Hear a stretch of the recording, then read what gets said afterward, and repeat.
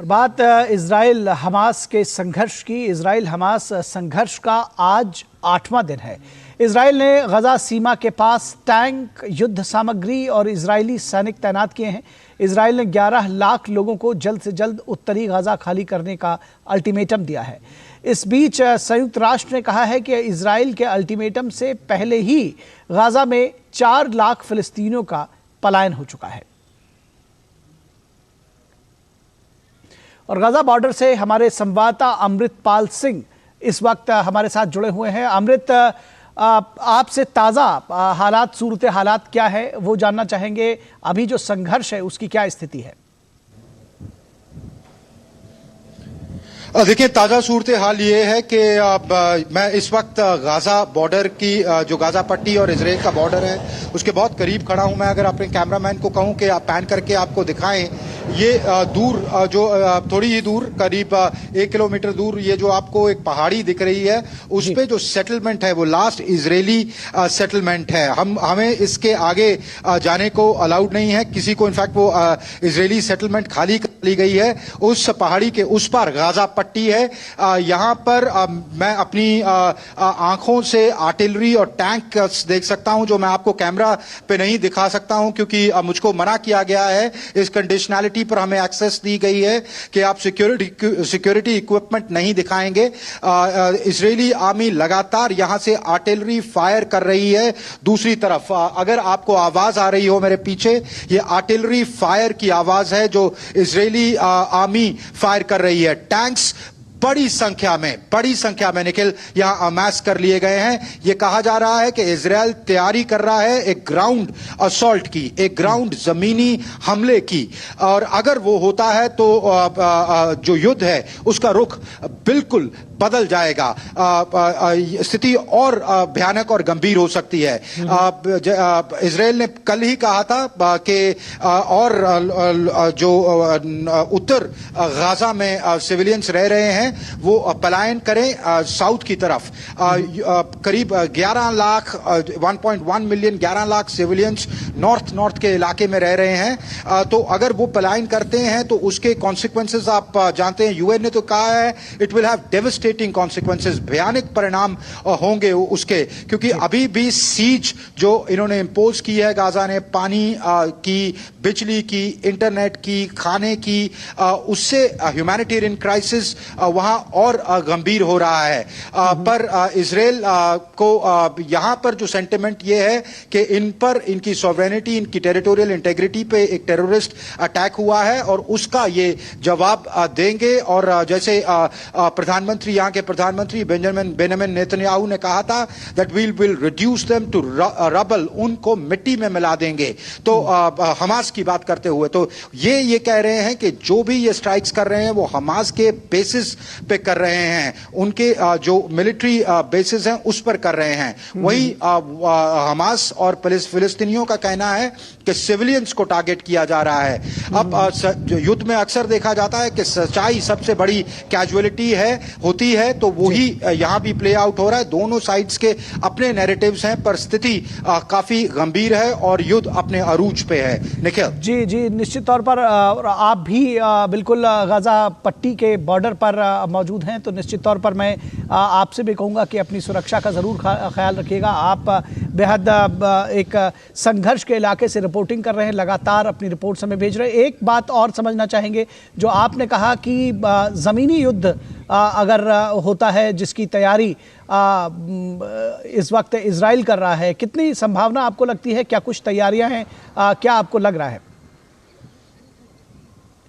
देखिए, तैयारियां इनकी काफी हैं। इन्होंने ये बिल्कुल फॉरवर्ड बेसिस से अपनी आर्टिलरी पावर, अपनी जो आर्मर्ड पावर है, जो बेसिकली इनके तोपें हैं और इनके टैंक्स हैं, आगे मूव कर दिए हैं, बिल्कुल बॉर्डर पे ले आए हैं। और यहां से ये लगातार जो इंडिकेशंस आ रही हैं कि इनके जो मैन्योवर्स, अभी कुछ देर पहले यहां मैन्योवर्स, टैंक मैन्योवर्स हो रहे थे।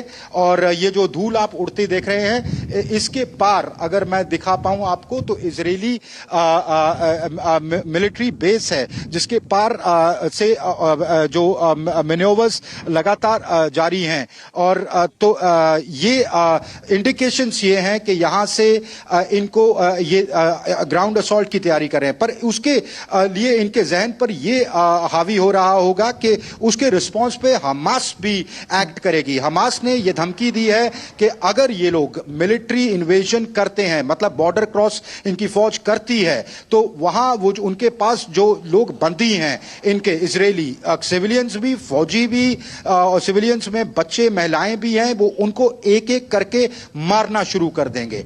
अगर ऐसा होता है तो बीबी नेतन्याहू की सरकार पे, बेंजामिन नेतन्याहू की सरकार पर प्रेशर और बढ़ जाएगा कि वो अपनी एक एक्ट करें और डिसाइसिवली उनको डेसिमेट करें। ऐसा करना ये इस कश्मकश में होंगे, क्योंकि यूएन ने इसको क्रिटिसाइज किया, अरबी मुल्कों ने क्रिटिसाइज किया, अरबी मुल्कों ने धमकी दी है। कतर ने तो ये तक धमकी दे दी है कि हम ऑल गैस सप्लाईज बंद कर देंगे। एंटनी ब्लिंकन कल यहां थे, अब वो लेबनान, कतर, महमूद अब्बास से मिल रहे हैं जो पैलेस्टीनियन अथॉरिटी के प्रेसिडेंट हैं। कतर से भी वो मुलाकात करेंगे। तो उसका इफेक्ट क्या होता है? सऊदी पहले कुछ कह रहा था, सऊदी की भी अब जो ध्वनि है वो बदली है, उनके भी स्वर बदले हैं। तो क्या अरब वर्ल्ड में क्या इस ये क्राइसिस एस्केलेट कर जाएगा? वो सब संभावनाएं हैं। तो इनको बहुत सोचना होगा। और क्या अभी तक वेस्ट जो इनका साथ दे रहा है, क्या वो देता रहेगा? ये सब चीजें इनके जहन पर इस वक्त हावी होंगी। और इजराइल ये इन्हीं संभावनाओं के बीच क्या बेहतर रास्ता हो वो तलाश रहा है। जी, निश्चित तौर पर एक बात और समझना चाहेंगे आपसे। कम से कम जो इजराइल में जो आम नागरिक हैं उनके रिएक्शंस क्या हैं? बहरहाल जो गाज़ा के हालात हैं वो तो निश्चित तौर पर नाजुक होंगे और पलायन भी वहाँ तेज़ी से जारी होगा, उसके विषय में भी आप जानकारी देंगे। नहीं, क्या पूछा आपने कि इजराइल के नागरिक क्या सोच रहे हैं? जी, इजराइल में क्या इस वक्त जो वहाँ के जो एक तरह से जो जन भावनाएं हैं वो क्या है?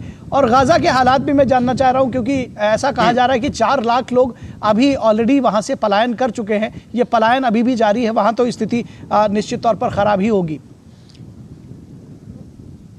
जी, ऐसा दावा किया जा रहा है कि 4 लाख लोग पलायन कर चुके हैं। नंबर्स कंफर्म करना मुश्किल है, क्योंकि ये गाजन हमास ने ये दावा किया है।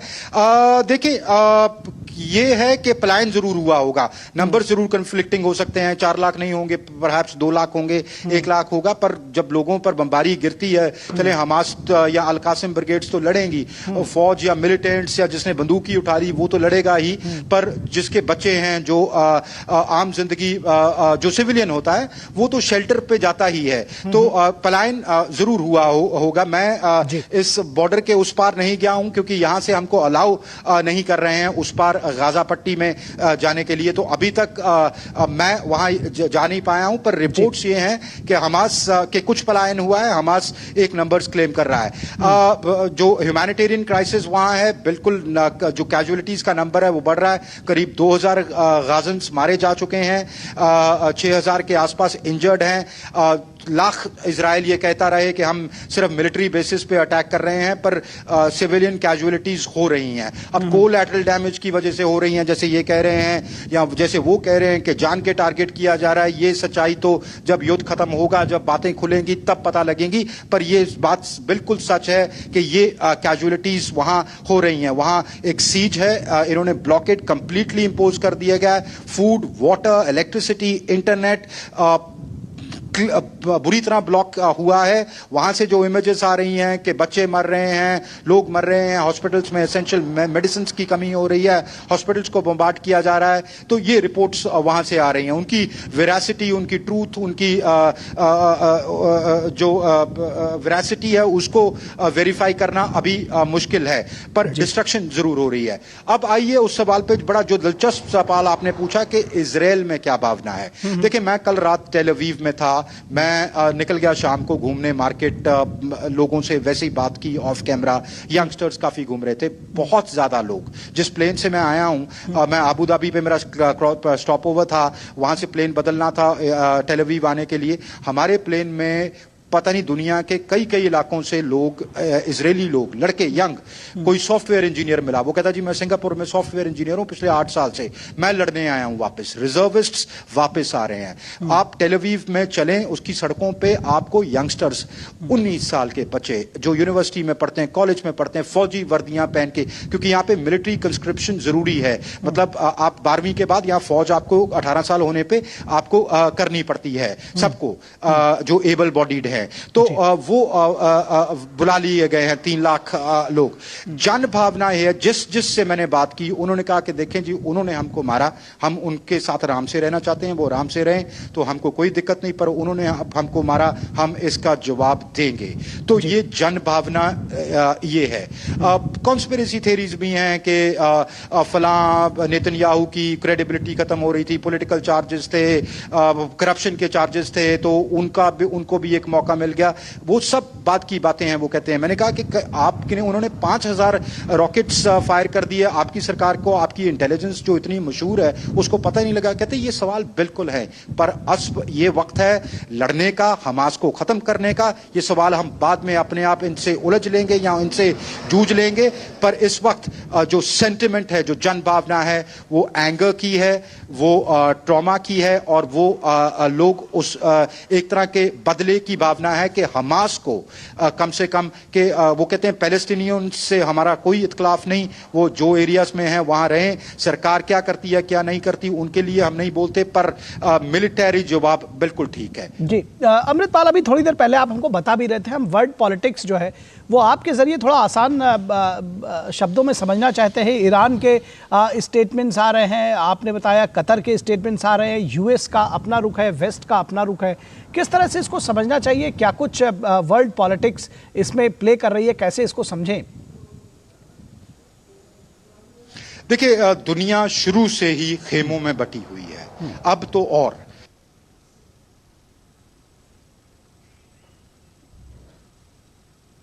लगता है अमृतपाल से का ऑडियो वीडियो जो है वो बेहतर तरीके से नहीं मिल पा रहा है, कनेक्टिविटी की प्रॉब्लम है, और हम अमृतपाल से दोबारा संपर्क करने की कोशिश करेंगे, लेकिन